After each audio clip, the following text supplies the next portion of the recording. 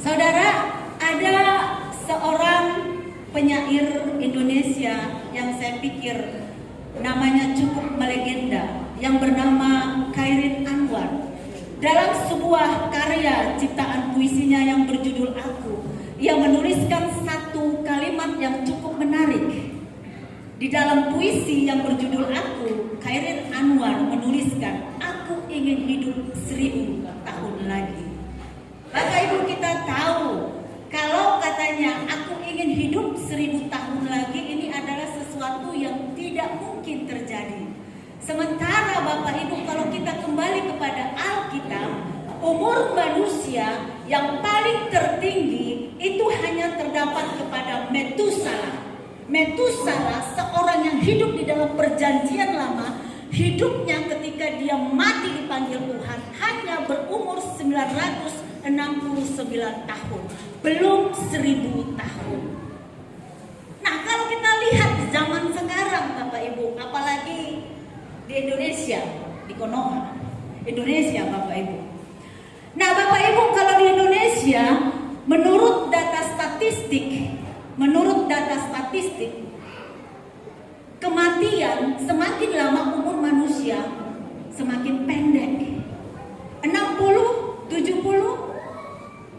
Nah Bapak Ibu, tetapi kabar baiknya ketika saya membaca beberapa berita, negara-negara maju berlomba-lomba, pemerintahnya berlomba-lomba untuk memikirkan bagaimana penduduknya sejahtera, bagaimana penduduknya sehat, sehingga pemerintah sangat memberikan perhatian kepada bagaimana para lansia supaya berumur panjang. Istilah sekarang kalau Bapak Ibu lihat itu dibilang blue zone. Itu istilah blue zone, orang-orang yang usianya 70 tahun ke atas tetapi masih hidup. Nah Bapak Ibu, saya kembali mencari ya negara-negara maju, mereka tidak sembarangan untuk memberikan izin kepada produk-produk makanan yang dikonsumsi negara mereka. Itu harus diuji klinis, tidak menyebabkan penyakit sehingga orang sakit lalu berumur pendek lalu mati. Nah Bapak Ibu, negara maju bukan hanya melihat kepada itu saja Bapak Ibu. Saya mencari lagi, ternyata mereka memberikan akses yang mudah bagi para lansia untuk mendapatkan perawatan khusus untuk kesehatan. Bahkan ada ruang publik yang dibuat sedemikian rupa untuk para lansia. Kenapa Bapak Ibu? Untuk mendukung bagaimana penduduknya bahagia, panjang umur, bukan hanya panjang umur, tetapi sehat walafiat menikmati hidup. Nah Bapak Ibu yang terkasih, apa kata Alkitab tentang panjang umur ini? Apa kata Alkitab tentang umur panjang? Sebuah ayat Alkitab yang terkenal Bapak Ibu, kalau ada jemaat yang berulang tahun, kita pakai kitab Amsal. Umur panjang di tangan kanan, kehormatan, kekayaan di tangan kiri.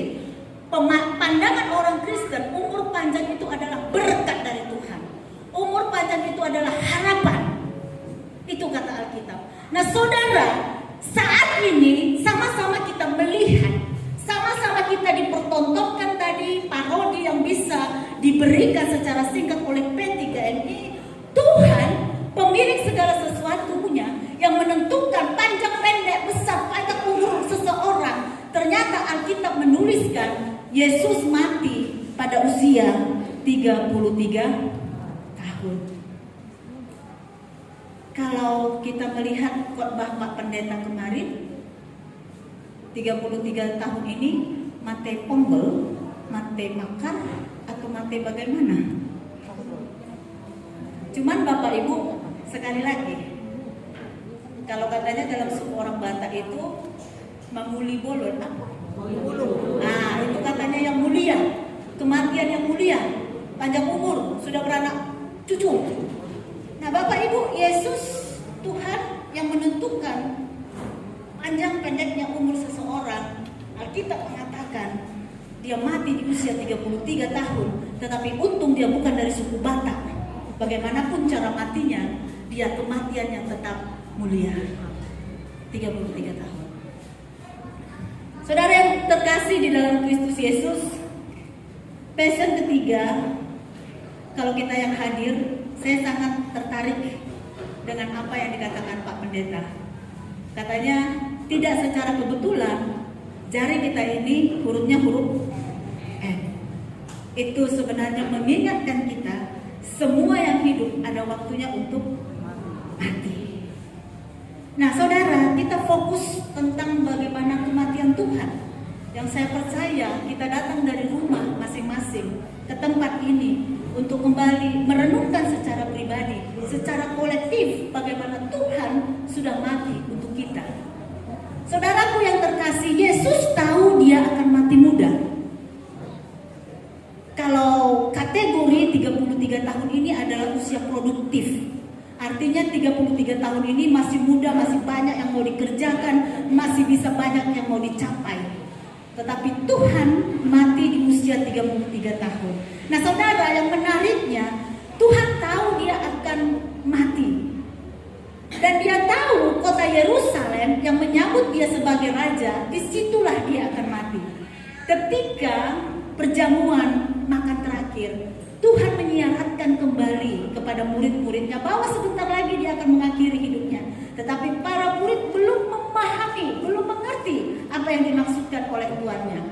Bahkan Yesus juga tahu di antara ke-12 itu ada yang akan mengkhianati dia, menjual dia kepada para imam dengan 30 keping perak.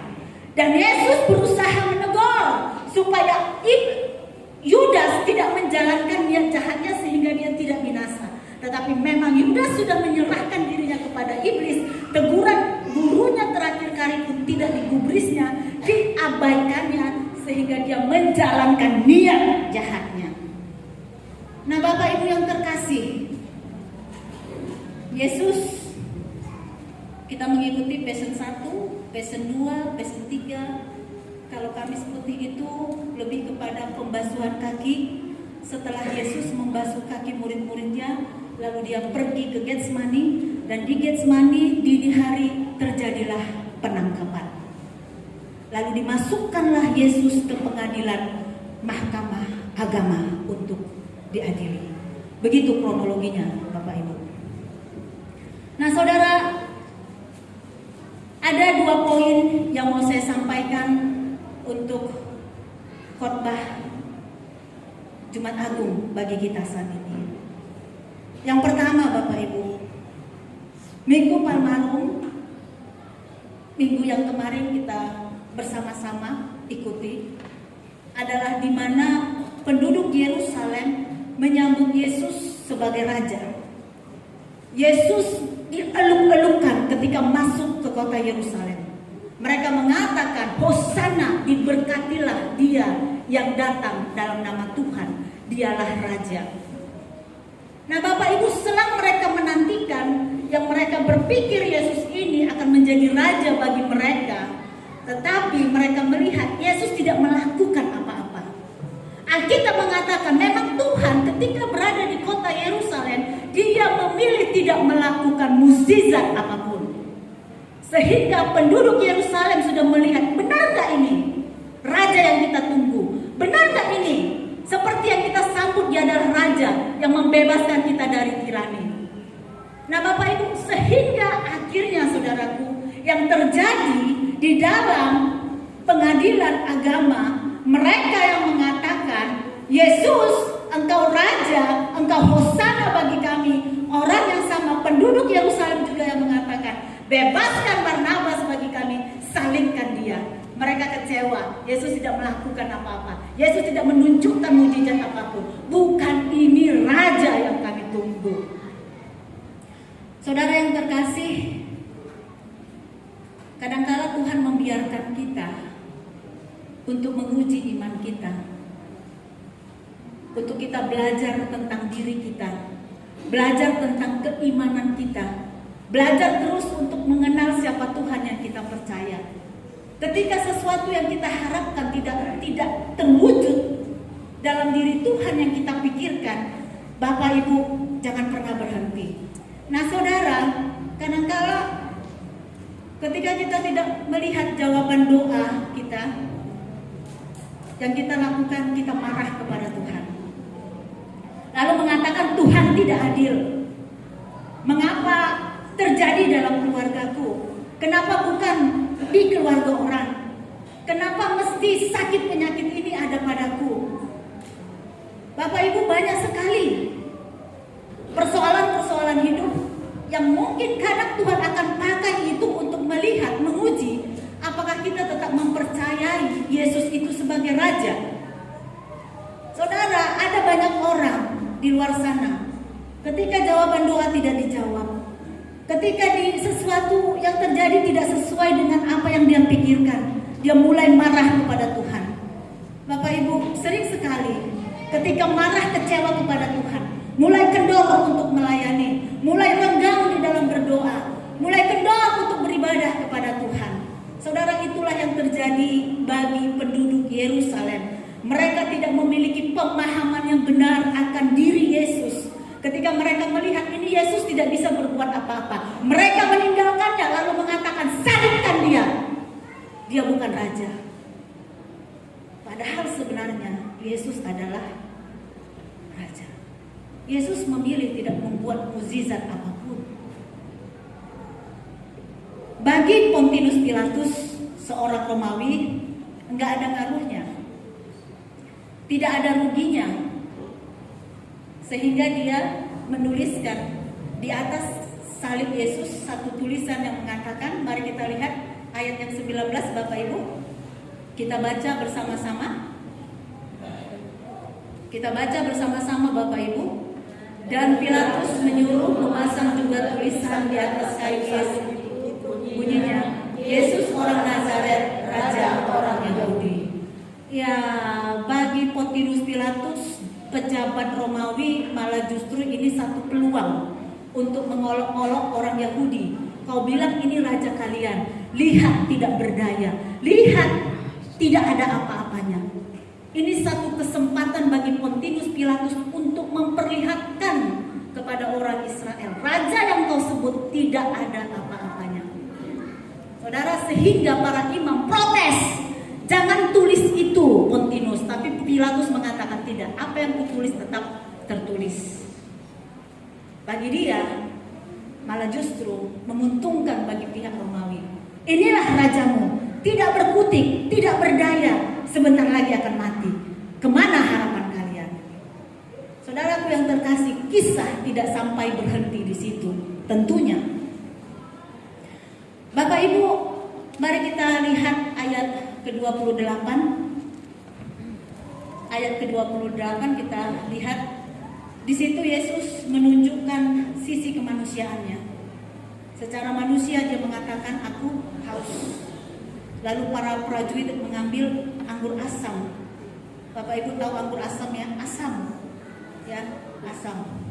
Saya nggak pernah cicip. Tapi kalau namanya asam ya asam ya.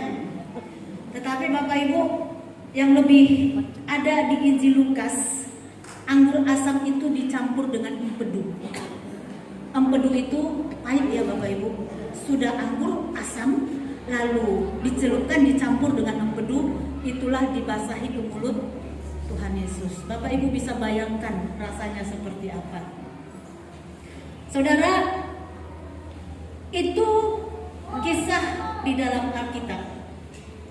Tetapi Bapak Ibu, selain yang ada di dalam Alkitab, banyak tokoh-tokoh dunia yang memang menuliskan, menyaksikan bagaimana berita kematian Yesus ketika di Golgota.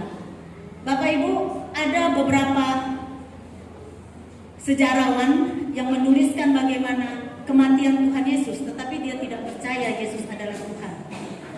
Ada seorang yang bernama Marbar Serapion, penulis dari Suriah. Dia menyebutkan Yesus Raja, orang bijak dihukum mati orang Yahudi. Lalu ada sejarawan Romawi yang bernama Tacitus. Dia menuliskan Kristus menderita hukuman ekstrim pada pemerintahan Tiberius. Kemudian ada Satritis dari Yunani. Dia juga menuliskan benar Yesus sudah mati di kayu salib. Nah Bapak Ibu, artinya apa Bapak Ibu? Kalau kita pun mencari bukti sejarah di luar Alkitab, ada beberapa bukti sejarah yang mengakui memang Yesus mati tersalib Golgota. Saudara, jadi pertanyaannya untuk kita, tema kita saat ini, kematian yang menghidupkan. Yesus mati, tetapi Bapak Ibu, kematiannya bisa menghidupkan bagi orang yang percaya kepadanya. Bapak Ibu, mari kita buka Yohanes 12 ayat 24.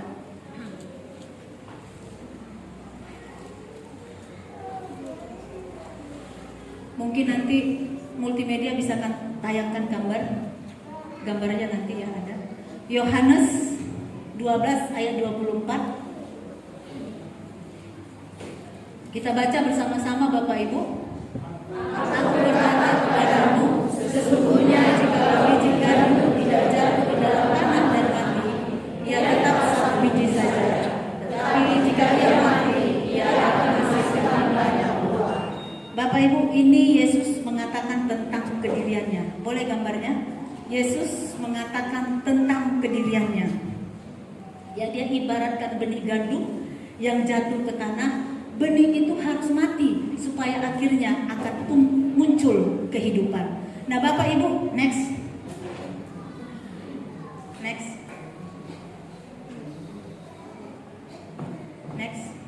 Ya, ini dia. Harus mati dulu biji gandum itu sehingga memberikan kehidupan.